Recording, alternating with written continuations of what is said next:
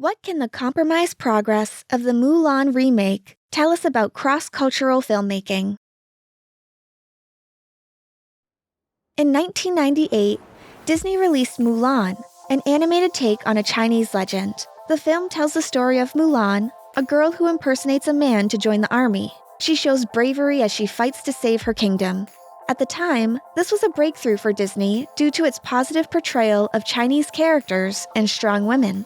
Nevertheless, the film included many gender stereotypes and instances of cultural appropriation. In 2020, a live-action remake of Mulan was released. Directed by feminist filmmaker Niki Caro, it aimed to be gender progressive and culturally appropriate. However, it was not received well by critics, who argued that it misrepresented Chinese culture and perpetuated ethnic stereotypes. Given that the film tried to avoid these pitfalls, how did this happen? A recent paper by Professor Joyi Wang argues that this is not a simple case of artistic inability or cultural insensitivity. The goals of cultural appropriateness, progressive feminism, and financial success are often at odds, creating a challenging environment for producing successful films. Professor Wang discusses three central problems facing the film. The first he calls the Disney problem. The production of a Disney film is an industrial process with no central creator. The process resembles an assembly line in which a multitude of teams work on parts of the project to create a coherent body of work. Disney films have become a genre in themselves, conforming to consistent aesthetics and ethics.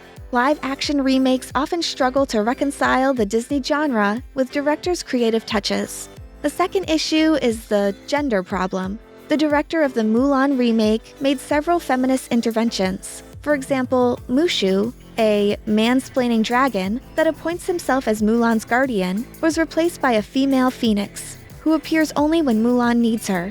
However, the end result is a film that unsatisfyingly lands somewhere between radical feminism and standard Hollywood tropes. Finally, Professor Wang discusses the cultural problem. The original Mulan failed in China because Mulan was too Western. Many saw the film as Orientalist, portraying China as beautiful but backward. While the remake is more culturally sensitive, it lands in a compromised middle ground.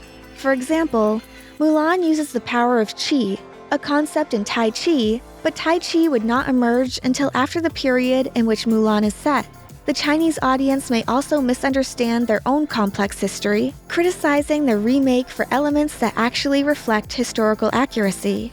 Examples include Mulan's makeup and the architecture of her home, which were plausible during Mulan's time, but may seem out of place to the Chinese audience today.